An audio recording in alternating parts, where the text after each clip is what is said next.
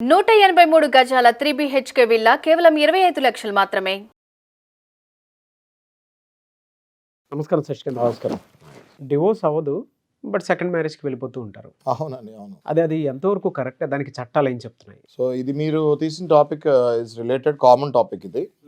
Okay, చాలామంది పర్వాలేదులే, ఇంకా నేను వదిలేస్తాను కదా, ఆమెను కలిసి 1 year అయింది, సంవత్సరం నుంచి ఆమె వదిలేస్తాను నేను, ఇంకా డైవర్స్ అయిపోయింది అన్న ఫీలింగ్లో ఉంటారు. ఫీలింగ్లో ఉండి ఇంకొక మ్యారేజ్ కూడా చేసుకుంటారు. ఓకే, ఇప్పుడు నా దగ్గర వచ్చిన కేసే నేను తీసుకొని మీకు మాట్లాడతాను. ఒక లేడీ, తను సాఫ్ట్వేర్ ఎంప్లాయీ, మమ్మల్ని అప్రోచ్ అయ్యారు. హస్బెండ్ తోటి గత 5 yearsగా లేదు తను. ఓకే, గత 5 yearsగా లేదు. డివోర్స్ కూడా అప్లై ఈయన చేసుకున్నాడు, ఈమెకు తెలియదు. ఇందులో చూడండి, ఈయన డైవర్స్ అప్లై చేశారు, ఈమెకు అసలు తెలియని కూడా తెలియదు ఆయన అవతల ఆయన డైవర్స్ అప్లై చేశాడు అని. ఓకే, అది కోర్టు చట్టం ప్రకారం సిస్టమ్ కదా, చట్టం is nothing but it's system. Okay, అవి రూల్స్ ప్రకారం వెళ్ళిపోద్ది.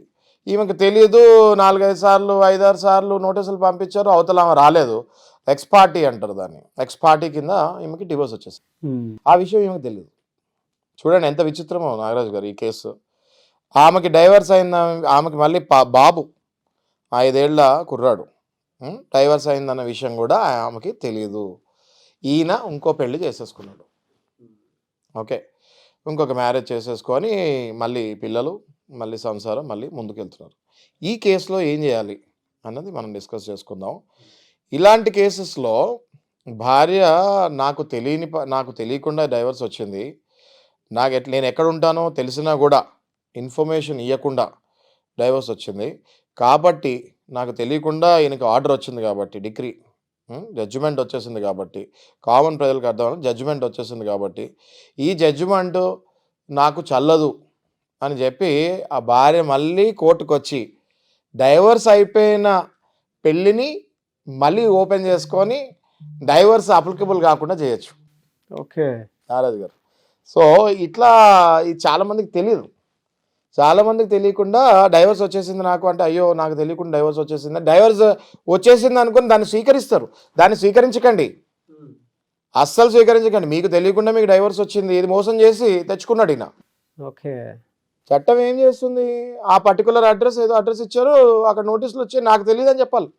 అయితే ప్రతి దానికి లిమిటేషన్ పీరియడ్ ఉంటుంది నాగరాజు గారు, ప్రతి దానికి లిమిటేషన్ పీరియడ్ ఉంటుంది. ఈవిడ డైవర్స్ అయిన కొద్ది కాలానికే వస్తే దాన్ని రీఓపెన్ చేయొచ్చు. డైవర్స్ అయిపోయిన 20 సంవత్సరాలకో 30 సంవత్సరాలకో వస్తే దాన్ని ఫూలిష్నెస్ అంటారు. అది ఎలా ఓపెన్ చేస్తాము? ఏదో ఒక సంవత్సరం కనిపించలేదు, ఒక 6 నెలలు కనిపించలేదు అంటే కోర్టుకి ఏదో విజ్ఞప్తి పత్రం పెట్టుకుంటాం మనం. అయ్యా ఇది పరిస్థితి, మాకు తెలియకుండా అయిపోయింది, ఇది రీజను, మేము ఎందుకు రాలేకపోయాము, మాకు ఒంట్లో బాగాలేక నేను 4 నెలలు హాస్పిటల్లోనే ఉన్నాను, అసలు నాకు నా భర్త ఎక్కడున్నాడో కూడా తెలీదు అని దాన్ని డిలే కండోనేషన్ అనే ఒక పిటిషన్ ఉంటుంది నాగరాజు గారు. ఆ డిలే కండిషన్ అనే పిటిషన్ని, డిలే కండోనేషన్ అనే పిటిషన్ని పెట్టుకొని వ్యవధి కాలంలోనే దాన్ని కేసుని రీఓపెన్ చేసుకొని మళ్ళీ భార్య తన పోరాటం సాగించవచ్చు. ఓకే, సెకండ్ది మీరు ఇంకోటి అడిగారు, డైవర్స్ కాకుండానే పెళ్లి చేసుకుంటే ఎట్లా?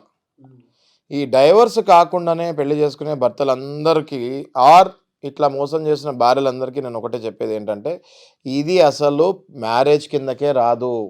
ఓకే, ఒక్కసారి పెళ్లి చేసుకున్న తర్వాత దానికి హిందూ మ్యారేజ్ యాక్ట్ ప్రకారం ఒక సర్టిఫికెటో లేదా ఫోటోలు ఉంటాయి, అగ్ని సాక్షిగా పెళ్లి చేసుకుంటారు. ఓకే, సప్తపది అంటారు. ఇవన్నీ జరిగిన తర్వాత మీకు పెళ్ళి అయిపోయినట్టే లెక్క.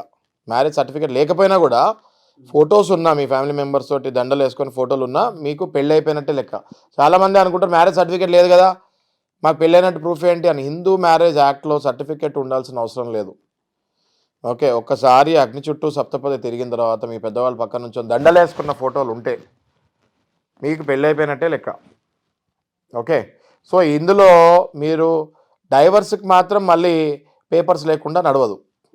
ఓకే, డైవర్స్ ఖచ్చితంగా కోర్టుకు రావాలి, ఆ వెడ్డింగ్ కార్డు పెట్టాలి, ఆ ఫోటోలు పెట్టాలి, ఆ ప్రూఫ్ పెట్టి మళ్ళీ డైవర్స్కి వెళ్ళాలి. డైవర్స్ వచ్చిన తర్వాత మీరు చేసుకోండి మళ్ళీ పెళ్ళి, అభ్యంతరం లేదు ఎవరికి.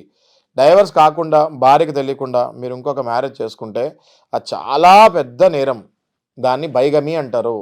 ఓకే. సెక్షన్ ఉంది దానికి ఐపీసీలో 494. దాని ప్రకారం మీకు 7 సంవత్సరాలు శిక్ష, దాంతోపాటు ఫైను లేదా 2 పడి మీ జీవితం నాశనం అయిపోతుంది.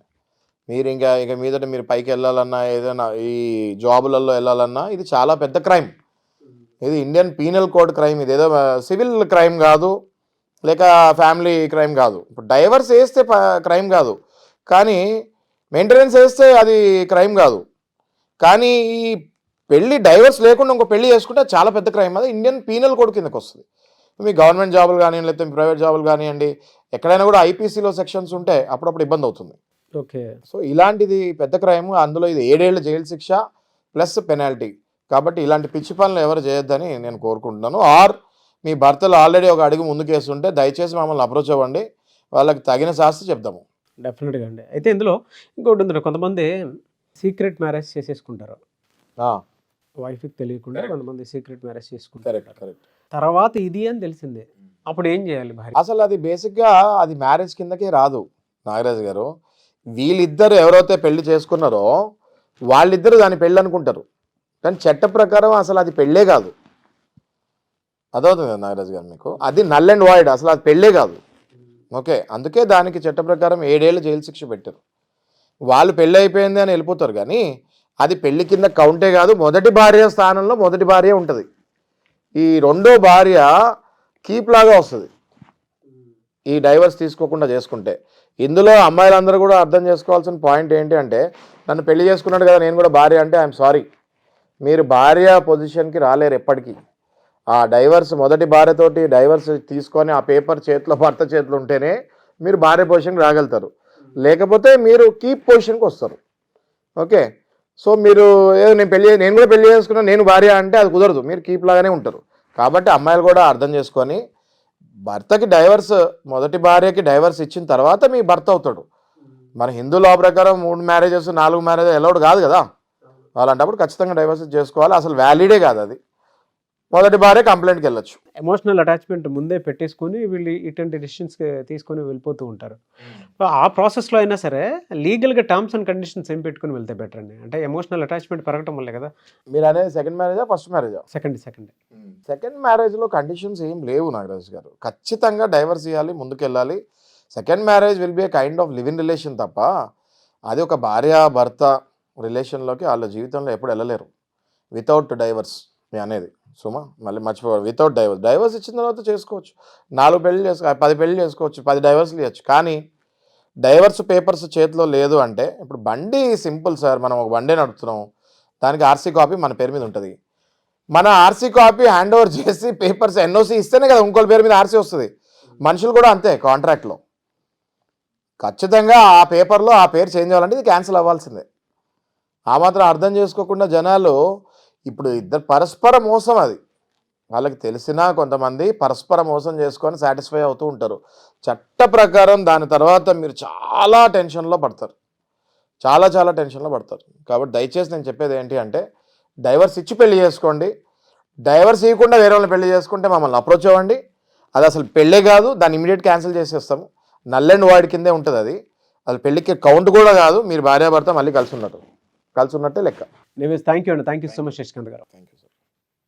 చూసారు కదండి వీడియో. ఈ వీడియోపై మీ అభిప్రాయాన్ని కమెంట్ బాక్స్లో పోస్ట్ చేయండి. ముఖ్యంగా మీరు కనుక శశికాంత్ గారిదే ఆన్లైన్ అయినా సరే ఆఫ్లైన్ అయినా సరే మీరు సలహాలు సూచనల కోసం అప్రోచ్ అవ్వాలి అనుకుంటే స్క్రీన్ మీద కనిపిస్తున్న నెంబర్కి call or message or WhatsApp చేసి వెంటనే మీరు అపాయింట్మెంట్ అవి తీసుకోవచ్చు.